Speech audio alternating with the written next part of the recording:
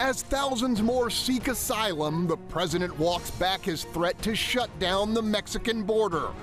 What next in the struggle to stem a volatile immigration crisis?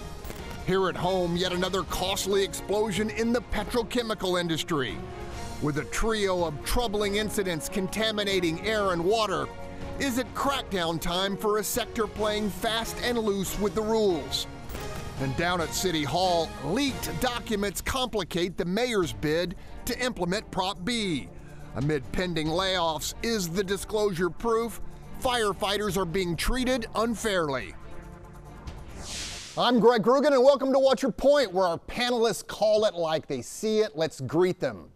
Starting us off, Republican strategist Jessica Colon. Next up, well-known Houston attorney Carmen Rowe.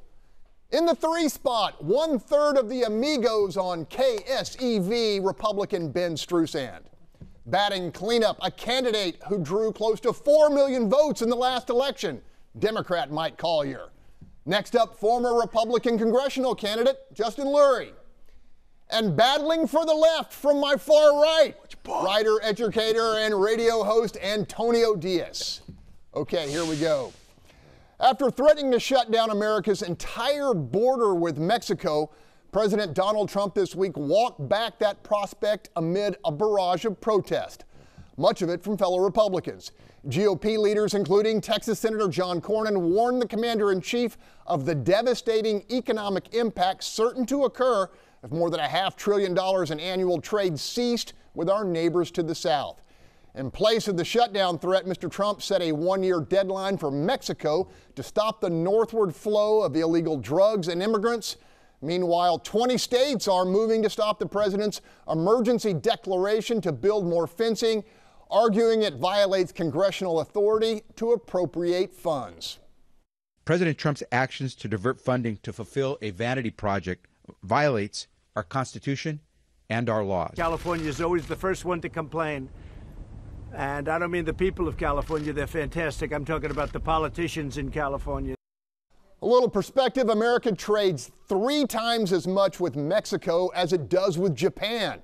Now, was the president right to threaten such drastic action?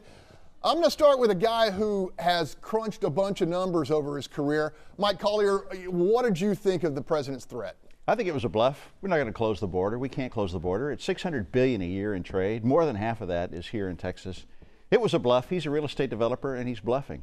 Our choices are we going to treat the symptom, which is a pileup of people at the border, or are we going to treat the disease, which is why are they leaving their country in the first place? That's what we should be talking about, in my opinion. Ben, I mean, the situation down there is getting more drastic. Was this a good move by the president to put the Mexican government on notice? I think it's a brilliant strategy, and let me tell you why. He's going to make it as big a problem for Mexico as it is for the United States. And because Democrats will not cooperate with Trump, they dislike him so much, they're going to allow the situation to continue. It's a 100,000 people this month. They all get released. They're told to come back. They never show up. And after, we got backlog of immigration cases over 2 years, to wait. And despite that, only 1 in 10 of these asylum claimers ever receive asylum from a judge. But this particular strategy of forcing Mexico to deal with the problem is essentially farming out our immigration policy because we can't get our act together. We can't get any Democratic cooperation in Congress. Okay, Tony, the argument can be made that a lot of these asylum seekers, they come in, they report in, and then they just kind of disappear into American society. I mean, as you saw the president make the threat, what was going through your head, and do you think he is bluffing? Well, what you're mentioning are Republican excuses for the Trump administration mismanaging immigration. It's that simple. You mentioned some different policies. This is pretty much standard for Republican-led governments, especially with this Trump administration. And you can tell he doesn't know what he's doing because he's lumping all these different issues together. Are we talking about immigration? Are we talking about the drug problem? And if we're talking about the drug problem, I tell you what, you could seal that border from corner to corner, and maybe you've addressed a little bit of the supply side, maybe in Mexico, maybe, but there's so much money to be made because in the United States, unfortunately, we have a lot of demand for these illicit drugs, and that will continue. That will raise the price. If he really wanted to have a serious, profound conversation, Trump should be talking about how to heal all the Americans who are addicted to these drugs and want a way out, and maybe that would stem that tide. On top of it, please, even Texans make money, want Mexican food, and as my friend Jose Torres Tama says, no guacamole for immigrant haters. Okay. Hey, look, Jess, U.S.-Mexico trade is so big that to cut it off is like mutually assured destruction for both economies, probably more for theirs than ours, but a huge impact. As you watch this unfold, what was your read? Well, you hit the nail on the head. The other folks that don't want to shut down the border is Mexico. They want to keep business going with the United States. And quite frankly, I'm not sure how their economy would survive without the United States. If you want to ask if this president is bluffing, you ask China. These tariff and these trade wars that he has initiated have been very successful, and that's what he's going to bring to Mexico. In this case, he's talking about raising tariffs on certain cars that come out of Mexico. This was one of the most successful press conferences that the president had on the border. If you heard, you took a clip from the top of that press conference when he went live with that. But following that clip was a line of sheriffs from California to Arizona. I'm sure there were some from Texas, but I heard the ones from California, Arizona doing most of the talking, who talked about how strong the wall stops crime. These are real problems that are happening here. We do have a crisis at the border. The president's making the right moves. There's no bluffing here. Mexico's going to come to the table, and they're already cooperating. Carmen Rowe, every time we talk, it's a pragmatic approach from your perspective. What's your read? I think there's no question he's bluffing, but I think that it's a bluff that's probably going to be successful to get movement the way that he wants to.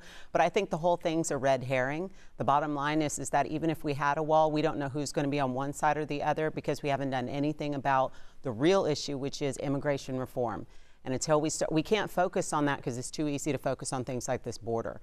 But the truth is that we do not have, and we've made no movement on any immigration reform that tells any of the immigrants which way they're supposed to be or go in such close regions like we talked about in El Paso and California, where they live on the border and with individuals who are on one side of that wall and on the other. Justin, you're a banker. That's how you make your living. Mm-hmm. and those are hard issues. Mm-hmm. Could the United States survive a shutdown without pretty serious damage to the economy? The damage will really be with Mexico. It will be, let's call it a little bit of pain, but it's for a long-term gain. I'm pretty confident I can speak for the silent majority and not so silent majority of Americans. We have a real crisis. We have a real emergency at the border. And where I can see you shaking your head, but the truth is we are being invaded. We probably have 30 million illegal immigrants in our country right now. We're having over 100,000 come in per month. We need to take control of the situation. If that means we're going to have a little bit of pain, some types of tariffs or the border shutting, whatever it might be, it's necessary and it must happen. It bears mentioning that our state Senate this week, I believe, voted to declare an emergency on the border. And in reporting that, I'm going to go ahead and let Tony have a little rebuttal and probably come back to Ben. Yeah, no, again, this is for the 2020 campaign. I'm proud of Americans who've seen through this facade, and in fact, it's falling apart. Again, Trump hasn't come through with his first campaign promise. He hasn't shut down the border. He hasn't built a wall, and he's trying to force Mexico to do this, and to do that, I would say he's trying to cause a work stoppage. He's actually sabotaging how the Border Patrol can effectively manage this flow of people because we need it for commerce. Instead, he's doing a strike for the Border Patrol and trying to force us to pay for this silly wall that's not going to work. Ben Strusan, yeah, quick response. This thing has moved way past the wall. We have 75,000 people last month, 100,000 people this month. It's just going to grow. They're coming up from Guatemala, Honduras, and since Obrador took over in Mexico, AMLO, he stopped detaining these immigrants crossing through Mexico to get to Texas because of their left-wing socialist policies. Trump is basically forcing the Mexican government to implement Mexico's immigration policies. Exactly. They have a much stronger and much better shot at cutting off the flow of refugees. That's the whole idea behind this. One word answer, Collier. If you were Lieutenant Governor, would you have declared an emergency? No, absolutely not. We'd work the problem, but we wouldn't set people's hair on fire over it. Okay, gotta leave it there. When we come back, Houston firefighters calling foul as cadets get pink slips, and proof emerges the mayor plans to deliver higher pay to police despite Prop B. Stay with us. Welcome back. The controversy over pay parity for Houston firefighters continues to overwhelm City Hall. First, City Controller Chris Brown confirmed the cost of the voter-approved salary increase is $79 million, a price tag that's 21% less than Mayor Sylvester Turner has repeated month after month. Second, the city delivered layoff notices to more than 60 firefighter cadets, telling them their positions were being eliminated to fill a funding gap created by Prop B. Third, leaked city documents revealed the city's plan to implement Prop B provides firefighters just $11 million worth of incentive pay compared with the $70 million being delivered to police. That clear inequity, among others, triggered a demand for answers from Controller Brown. Union Chief Marty Langton is calling the disparity slam dunk proof that the mayor wants to cheat firefighters out of wages they won at the ballot box.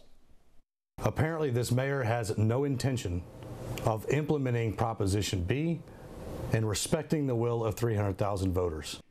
Mayor Turner is pushing back, claiming City Attorney Ron Lewis assures him additional incentive money for police does not violate voter-approved pay parity. He's also offered firefighters the option of phasing in their raise over 3.5 years to substantially limit the number of layoffs. Okay, I'm going to go for some fresh perspective. Carmen Rowe, what's your read on this issue? Shame on him. I think there's no question that everybody knows now what we knew before, which is that he's not being intellectually honest about what he's doing versus what the voters have said he needs to do. And you know what they say for all lawyers is that E is for evidence, and in a world of transparency, which is the one we live in now, it never ceases to amaze me that politicians think they can go behind the scenes and do something like this and that nobody's going to find out. And I'm sure those documents were emailed to someone out of that office. Okay, Mike Collier, in your past life, you probably had to certify financial reports. Right. And we know Brown asked these questions because he said, look, if there's hidden costs here, I can't certify this, or I'm not going to talk for him, but that would be my guess. As you watch this unfold, what's your point? Anyone who's done forecasting, accounting in complex situations realize that these numbers move around based on assumptions, based on errors that people make. The fact that the numbers aren't jibing is not in and of itself, in my opinion, evidence of bad faith on anybody's part. Look, when I look at the fireman situation, this is exactly what we had in mind as voters when we put a revenue cap on the city. We put the mayor in a tough spot. He has to make very difficult decisions, and it's going to make people angry. There's no avoiding it. I've got a very close friend who's one of these cadets, got laid off. These decisions hurt, but this is what we wanted. Now, we could debate all day long whether it's wise policy or not, but this is, we put him in this spot, and he's got to negotiate his way out of it. Okay, Jessica, we've heard Tamara Bell say that, theorize that she thinks the mayor's trying to bust the revenue cap with this whole issue. That's a few steps away, but what's your read as you watch this week's events unfold? Well, this mayor certainly has tried every chance he gets to take more taxpayer money from taxpayers across Houston. So I wouldn't be surprised, and we all think that it's coming to that at some point, which will not stand. People won't take it. I wonder if he would do it before the election because it would be incredibly unpopular. But the bottom line here, and Carmen nailed it, she's the attorney on the panel, that the mayor is playing incredible shell games with what's going on behind the scenes. There are the real untold story of what is going on here are all the legal machinations that the city is pressing upon this issue and trying to use delay tactics in the courts to kick the can down the road as long as possible. In the meantime, run this PR game that nobody believes. This proposal that came out actually changes some of the ballot language that voters voted on. The deception here is outrageous. And as Carmen alluded to, voters are onto it. We just need to get this thing done. There's not one person that has been laid off from the bloated bureaucracy at City Hall. We should start there and start to cut some of these czars that have been brought in order to accommodate Prop B. As a matter of fact, I think that Chris Brown lowered the numbers because of increased revenue coming into the city. So we are not at a cash poor problem here in the city of Houston. Okay, Tony, Jessica alleges deception. As you unwind what's going on, what's your read? Well, I think it was the head of the fire department union that said we shouldn't mediate this through the media because with this leaked document, that looks bad. In the leaked document, it implies that if there's 3,900 firemen, 3,200 will get a raise. Does that mean 700 will get laid off? That looks bad. Here's the problem. Is that letter a fact? Did the letter exist? If it's a real negotiation, what I would say if I'm in the middle of it is saying, hey, any idea can be considered. Any idea. Now, does it mean we're going to follow it? No. So here's the complication. Again, if that letter's a fact, we got a big problem. If it's a rough draft, that's what negotiation's about. And at the end of the day, too, I think we got to make clear where we're going because, like you're saying, these are real families.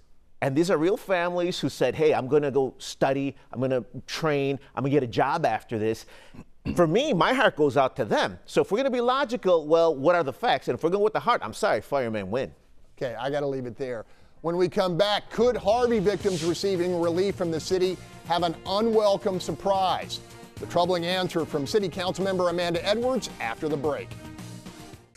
Welcome back. Down at City Hall, amid the smothering controversy over pay parity, an important issue almost failed to draw scrutiny. Almost, but not quite.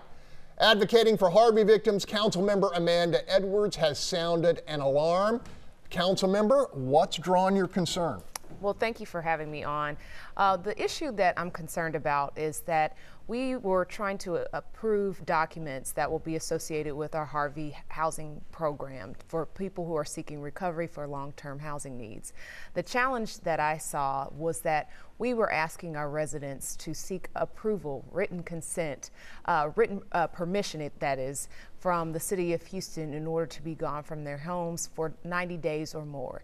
Now, the backdrop of this is the program seeks to provide funding and resources for people who are living in these homes and are using them as their primary residence. However, I just think having that requirement for permission to leave for 90 days or more can really create just insult to injury, add insult to injury to these folks who have really been already deeply challenged because of Harvey. What needs to happen next in order to protect those folks? Absolutely. I think quite simply getting, we have a city council vote on Wednesday, getting my colleagues to agree to remove those provisions that require permission in advance in order for someone to leave their home for 90 days or more. Again, it's a quick and simple fix. There can be other ways in which we make sure that residents are using that particular home as their primary residence. The goal isn't to let residents have residents flip their homes as soon as they get this money. Of course, they want to put safeguards in place. I just think this one in particular goes too far. Now, correct me if I'm wrong, I think you tagged this last week so everybody could get into another look. So I tagged it the previous week and then it was delayed for a further week. So this has been on the table for a couple of weeks now. And so this will be our third time seeing it. So hopefully three times will be the charm. But I'm hopeful that residents' interests are protected and that the city's program is protected as well, which is to make sure that we're funding long-term housing needs for residents, keeping an affordable, quality affordable housing stock. But at the same time, let's not do anything that takes it far and adds insult to injury. It sounds to me as if you're trying to protect the most vulnerable, folks who might have medical issues or income issues that could pull them out of their homes. There are a litany of issues that could pull you out of your home. You could go visit a sick relative for 3 months or more, particularly if you're retired. You could be in a hospital. There are litany of circumstances that could cause that.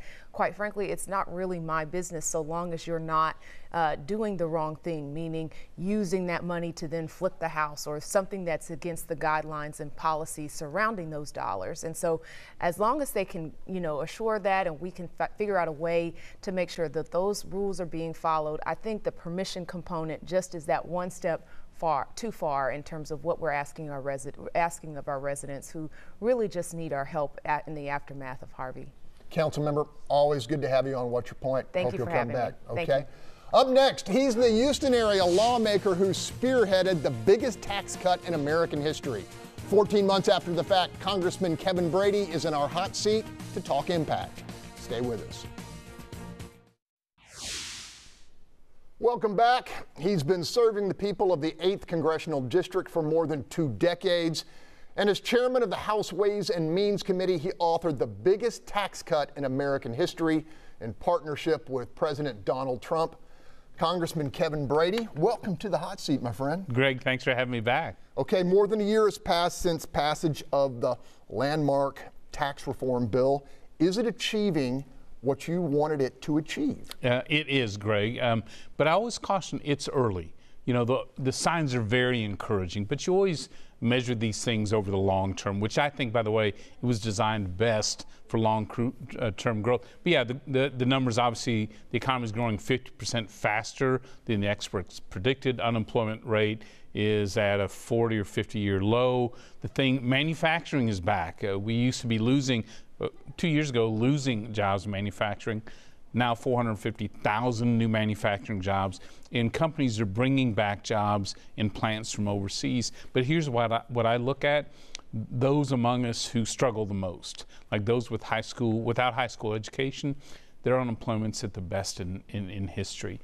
Poverty for Latinos and African Americans, the best in history. And not only are blue-collar workers getting pay raises, but those with the lowest income are seeing their wages go the fastest. Those are the areas that encourage me perhaps the most. Hey, how do you respond to critics who contend that the reform package was too generous to corporations and the wealthiest Americans? Yeah, it's simply not true. $3 out of $4 of tax cuts went to families and small businesses along Main Street. And the corporate tax cut almost paid for itself because we raised revenues on those same corporations. What we did do was redesign the code so that our American businesses could compete and win anywhere in the world, including here at home. And now, for the first time, they can bring those dollars back to be invested in the U.S. The old tax code said keep it overseas. The new one says bring it back. So they brought back, gosh, almost, I think, $1 billion, or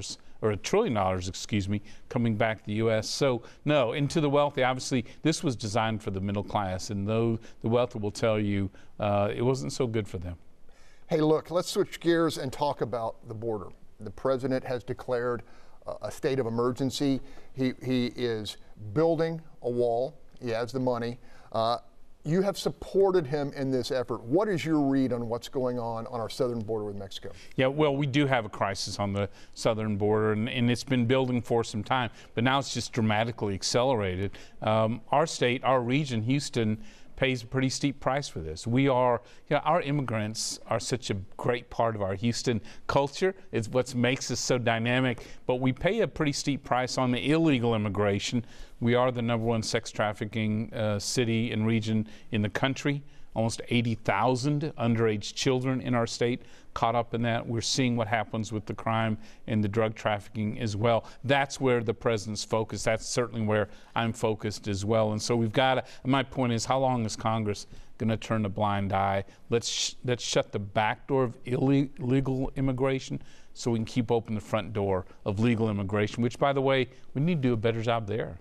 Hey, look, this week the president heeded the counsel of Senator John Cornyn and backed off his threat to completely shut down our border with Mexico. Now, given the economic the stakes here for Texas, are you supportive of the president's move to pull back? No, I will tell you, as President Johnson, President Nixon, and President Reagan all found, when they shut down that southern border, there was immediate dramatic consequences. That's why they all reopened them fairly soon after that. I know the president is very frustrated about that. I do think there is another risk here we run as well. The president has a new trade agreement with Mexico and Canada, so vital to Houston and Texas. That's building bridges to Mexico as well that benefit both of us. So right now we've launched the effort in the House to find the support for that new agreement. We're hopeful Texas Democrats will join us in building those new bridges to Mexico as well.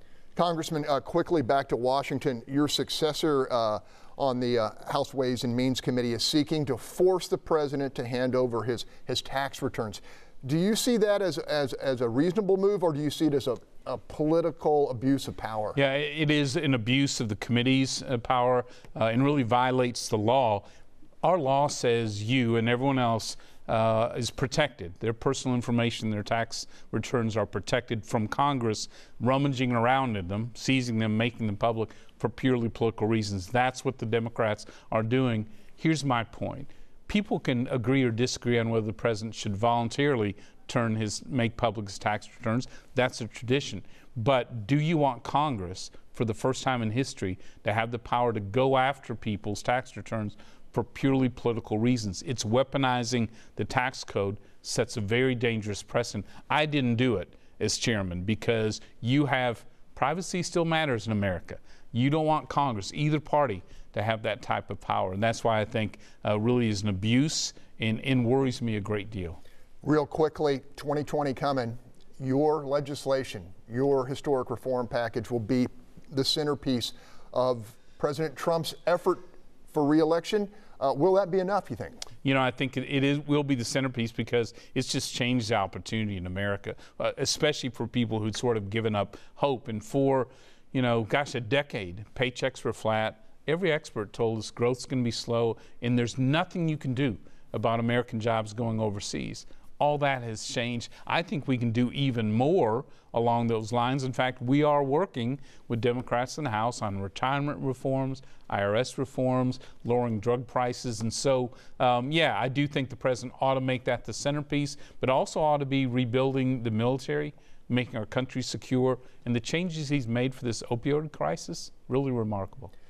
Congressman Kevin Brady, thanks for joining us. Thanks for taking the hot seat. We hope to have you back. Thank you, sir. Thanks, Greg. Okay, stay with us. There's a lot more. Watch your point just ahead. Welcome back. 2 toxic fires, untold tons of highly hazardous pollution, and a deadly explosion, all in less than a month. Multiple disasters in the Houston area petrochemical industry have the public asking tough questions.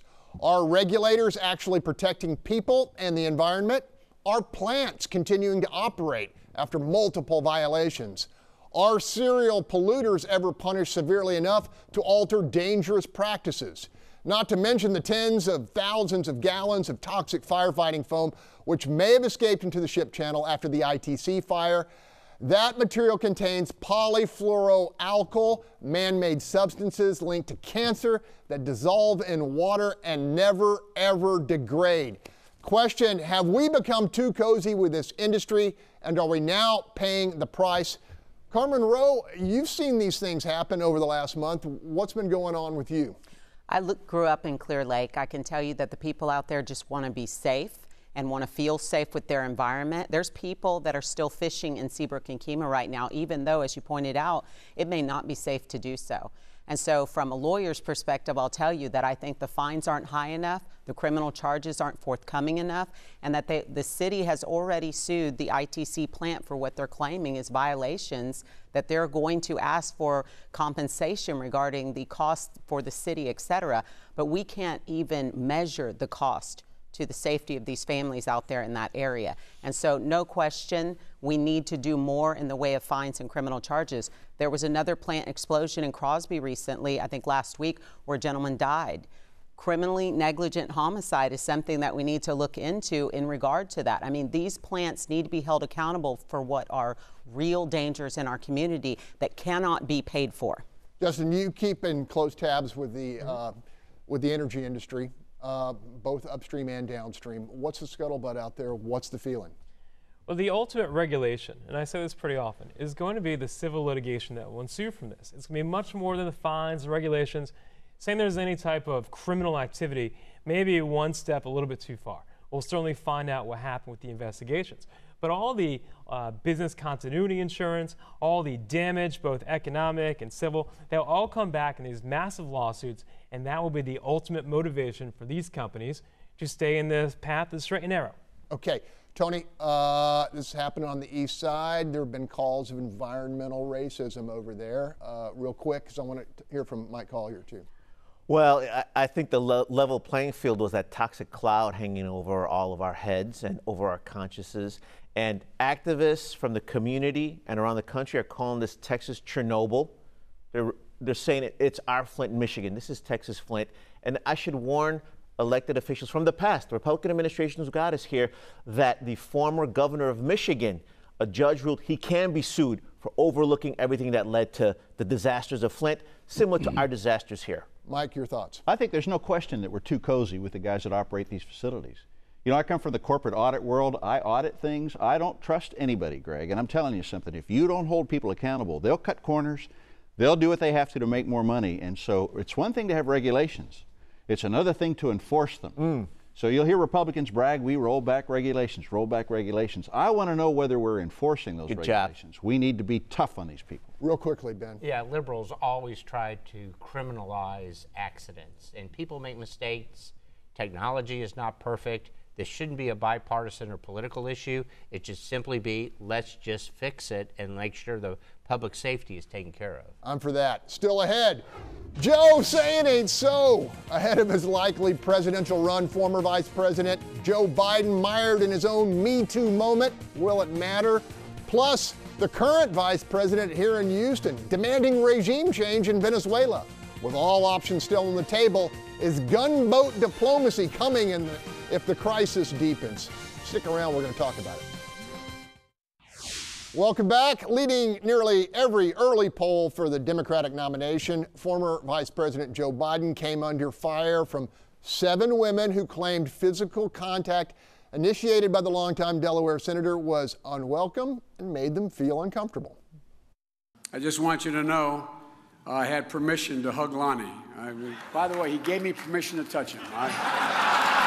There's some women who want to hear directly, I am sorry. Are you sorry for the way that you've made these women feel? I'm sorry I didn't understand more. I'm not sorry for any of my intentions. I'm not sorry for anything that I have ever done. I've never been disrespectful intentionally to a man or a woman. Yeah, for now, it does not seem like these allegations are hampering Biden's political ambitions. He says he's very close to deciding whether or not he'll run for the Oval Office in 2020. I start with Jessica Colon. You know, you've talked about, we've discussed all of these Me Too allegations. Give me an assessment of what's happening to Joe Biden. Well, he's the lead contender of the entire Democrat field. Nobody can touch him right now. And that is what's going on because it's the ultimate hypocrisy of the Democrat Party. Look at how they're kid-gloving the Virginia Democrat officials who are still in office today.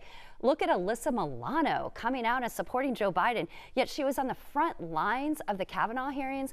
It is thick with hypocrisy that they just simply want to take Biden down now at this point. I'm not discounting the allegations and the women that are coming forward, but they certainly aren't being muzzled like the women in Virginia are, and women across the country that don't fit the Democrat model at that moment, with whatever it is that the party wants to promote. So this is just, to me, and it's clear to many across the country, that what's good for the goose isn't always good for the gander. And so the Democrats are trying to, play politics with now female intentions in the Me Too movement, which of course we all could have predicted and have predicted.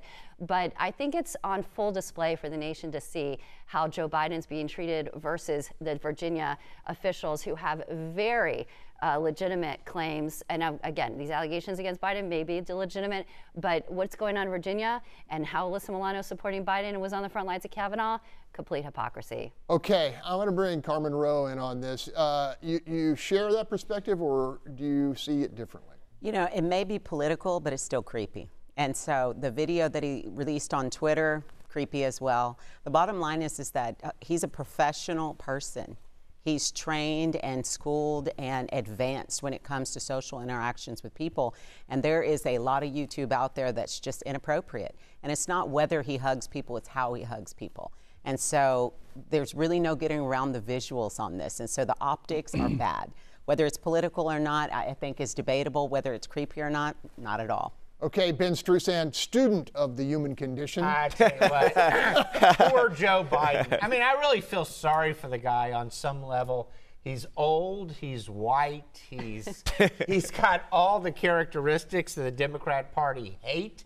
I mean, he's going to go through this ringer if he enters this race, and the party's just is moved totally past this guy. They're far to the left, they're socialists. He's got part of sort of the old world graces. It's like a knight shows up, you know, for a gunfight, you know, wearing armor. He's so out of place in his own party. I don't see how he even wins the nomination. I mean, I don't even with him ahead in the polls like this, I don't see him winning the nomination. It's just not them anymore. They've passed him by. I'm going to go a little longer on this topic because I want to hear from Mike Collier, who just spent a good part of a year out there amongst the public, talking, hugging, handshaking, shoulder. I mean, what's your read on all this? Really? I believe Joe Biden when he says he didn't mean to hurt anybody. I also admire the fact that he's stopping and listening and learning from it. I think we will judge him on what he does going forward. I'll say this, he's not sending out hateful tweets. He's not lashing out. He's not bragging about assaulting anybody, if you know what I mean. I don't see hypocrisy on our side on this one, not even close. But how many times can he say, I'm sorry, I'm sorry, I'm sorry, constantly, I'm sorry? It's continuous, I'm sorry. Hold on. Well, leave it to the Democrats to just bring it back to Trump all the time. I mean, come on. You know, this is complete hypocrisy on the Democrat side. Joe Biden doesn't fit their narrative right now, yet they're treating the Virginia Democrats in a completely different manner. There's solid grounds there. Thank you. Well, not what I meant. Vice President Mike Pence was in Houston Friday, speaking out against the violence, corruption, and widespread agony plaguing Venezuela. All options are on the table. We will not stand idly by for the suffering he has brought to the people of Venezuela. Nicolas Maduro must go. Okay, what's unfolding in Venezuela should break all of our hearts. I mean, you know, but Tony, is it enough for us to intervene? I mean, there's a lot of history there. When do we step in? Or do we step in? Those are great, serious questions. But what you just heard is another example of the Trump administration mismanaging. Let's go down the list, but let's just focus on immigration. What did he just say? I don't understand what he just said, and I speak English really well. Did he just say that he's telling the people of Venezuela to violently overthrow a dictator who's backed by the military? And if he's implying that or saying it, which you could extrapolate that, what's our immigration policy for all the folks that will flee Venezuela? Will we accept them with open arms, or will we say it's an invasion? On top of it, does he really want the U.S. to drop bombs? What does that mean? Drop bombs? 100,000 troops in Venezuela? Again, just like every Trump policy, it's a bunch of talk, no substance. It's dangerous for the economy, the world, immigration. Here's also what's worse. I could translate a lot into it because I don't like dictators. I oppose dictators. But guess what? Our president likes dictators. He says he's in love with the North Korean dictator. He's been nice to Duterte. He says that, that Erdogan is a great guy. He looks up to the ultimate dictator, Putin. So I can't get this administration straight.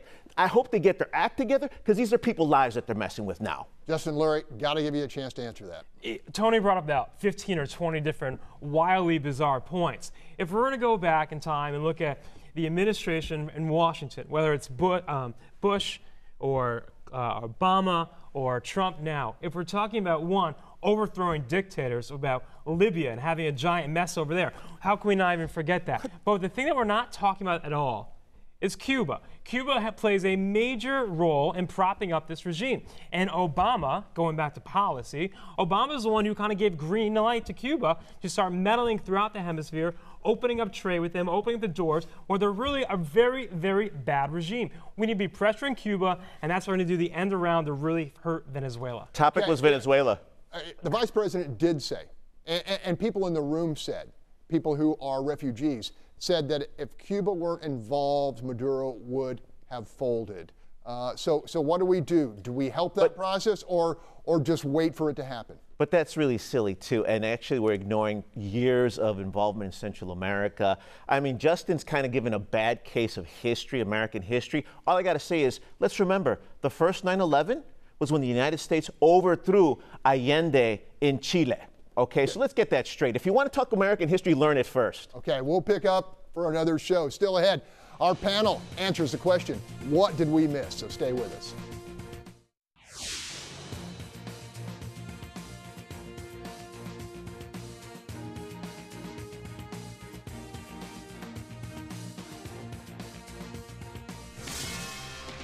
Welcome back. Absorbing everything you need to know is tough business, and that's why each week we carve out time to fill in a few of the gaps or make sometimes important announcements. But we're going to start with Jessica Colon. So CNN has been honored by the White House Correspondents Association for its coverage of the Kavanaugh hearing. I hope everyone can understand how off the deep end the liberal left has taken the media. We have to be vigilant this election cycle as we head into 2020. Carmen Rowe. Harris County Sheriff's Officer had charges dismissed against her this week by the Harris County DA's office regarding her role in the strangulation death of the gentleman outside of Denny's. This is a case that's been pending for 2 years. And after her husband was found guilty and given 25 years in prison, now the Harris County DA's office says they don't have enough evidence to go forward. Wow. Ben Strusan. In Austin, we're getting down to the end of the legislative session. If we don't get property tax reform, including a property tax cut, the Republican base is going to revolt. Mike Collier. Job numbers are in for March. 196,000 jobs created, which is fabulous. The average in the Trump administration is 199,000 a month, which is fabulous. The average in the Obama administration was substantially higher at 214,000 jobs per month. 10 seconds each.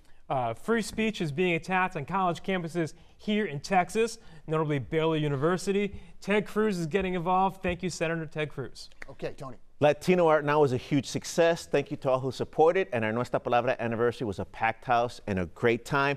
Thank you for supporting Latino art and culture. Gonna leave it there. That's all the time we have. Thanks to our team.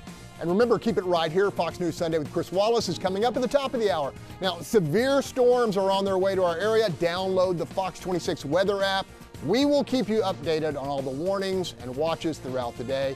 Be sure and join us next week for the latest edition of What's Your Point? Have a great Sunday.